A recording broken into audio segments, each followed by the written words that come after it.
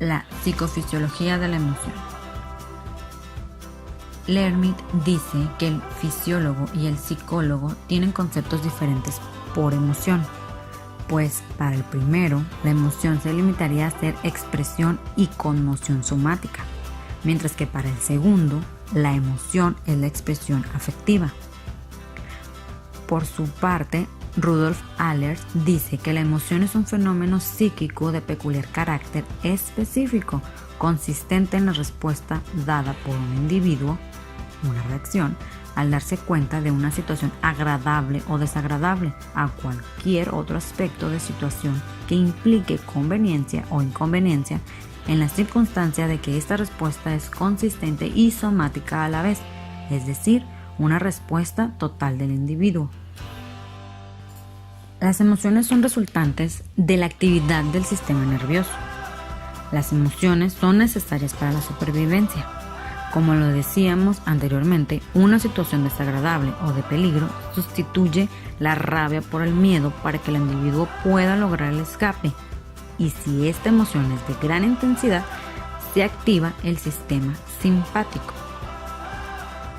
El sistema simpático produce cambios emocionales, como el aumento del ritmo cardíaco, la presión arterial, la sudoración, además que se estimula la glándula suprarrenal que se encarga de liberar la hormona adrenalina. La emoción, en consecuencia, presupone la vivencia del aspecto valioso, positivo o negativo, conveniente o inconveniente de la situación dada entre el sujeto y su circunstancia. En otras palabras, el apetito sensible tiende toda cosa que es captada por los sentidos como deleitable o útil y retrocede ante aquello que es aprendido como dañoso. El movimiento del apetito hacia el objeto es la consecuencia de la apreciación de su deseabilidad, mas en el caso de la estimación del objeto como dañoso, aparece el movimiento negativo de fuga. El apetito tiende a suprimir la amenaza con una reacción agresiva. El factor cognitivo se resume en la vivencia de la situación existencial concreta, a la que sigue una liberación frustrada del apetito en la prosecución o en la aversión del objeto. Ahora bien, el apetito natural es la tendencia o inclinación derivada de la misma estructura entitativa, lo que es la esencia, en condiciones determinadas, es decir, en la dirección ordenada de la actividad natural de cada cosa. En este sentido, hay dos tipos de apetito: el apetito natural en innato y el lícito.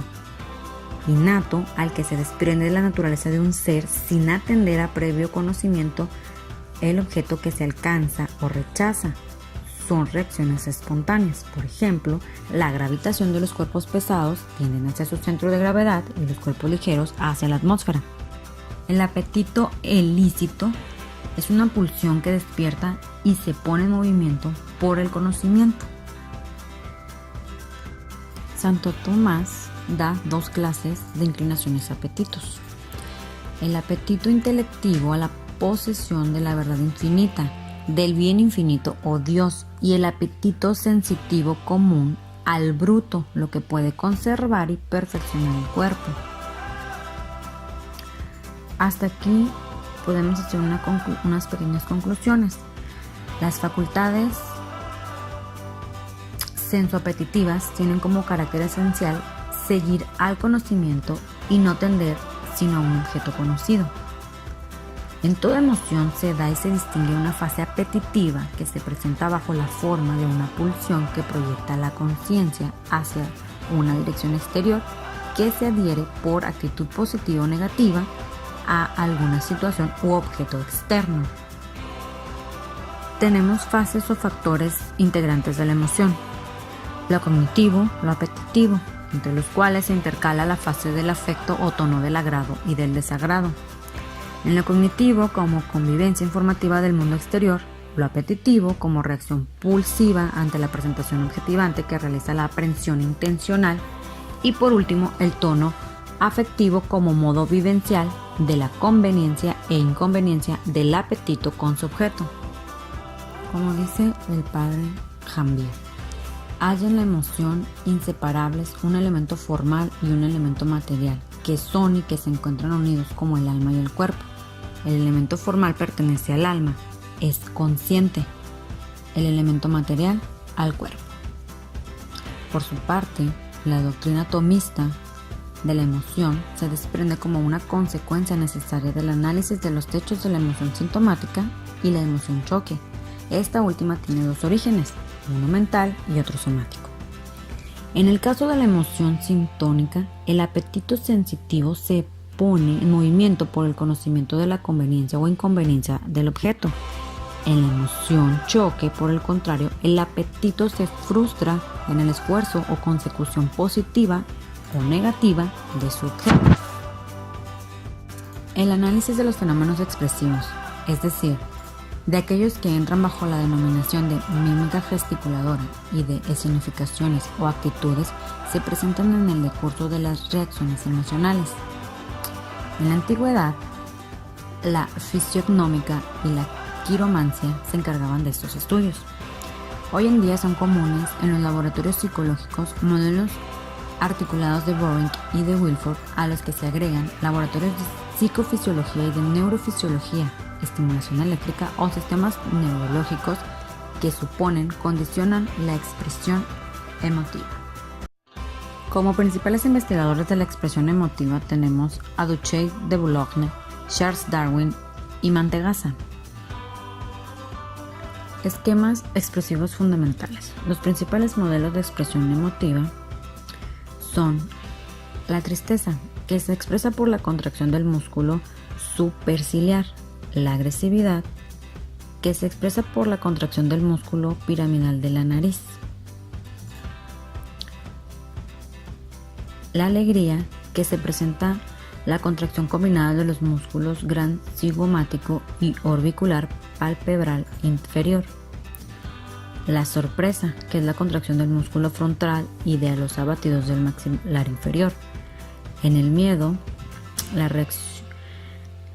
reacción del encogimiento somático se añade una dilatación pupilar y un ensanchamiento de la abertura palpebral. En el curso de la desesperación se presenta la contracción combinada del superciliar y del músculo triangular de los labios. Los mecanismos neurológicos que condicionan la emoción, entran en juego el aparato regulador de la mímica voluntaria, que tiene su sede en la región cortical, donde grupos de neuronas del opérculo rolándico liberan neurofibrillas que constituyen el haz geniculado que inerva los núcleos bulboprotuberenciales, en donde parten los músculos faciorespiratorios. Pallidum, striatum y tallo cerebral. Pallidum tiene bajo su control la adaptación tónica de los músculos. En striatum ejerce una acción inhibidora sobre el pallidum. Clínicamente a esto se le conoce como el síndrome de Parkinson. Ahora bien, la destrucción bilateral del striatum produce la hipotonía y engendra la aparición de movimientos espontáneos e incoordinados. Las lesiones simultáneas del pallidum y del striatum producen un cuadro de rigidez, temblores, lo que se conoce como la llamada enfermedad de Wilson. Por su parte, el tallo cerebral representa el último nivel integrativo de la expresión facial. Aquí intervienen los cierres de párpados, torsión, succión y deglución, gestos, sonrisa y risa. Otra forma más compleja de expresión emotiva, y nos referimos a las actitudes postulares, pautas o postulares emotivas. Ruth Carballo dice que la plástica emotiva no se limita a las facciones, es decir, al gesto y expresión meramente facial, sino a todo el cuerpo. En tono plástico, como lo explica el profesor Wallon, convierte el simple movimiento muscular en expresión y actitud. La expresión emocional no solo es restrictivamente somática, se manifiesta igualmente en los dominios viscerales, las vísceras, los aparatos secretores, los mecanismos cardiovasculares. Delay llamó a esto conmoción somática.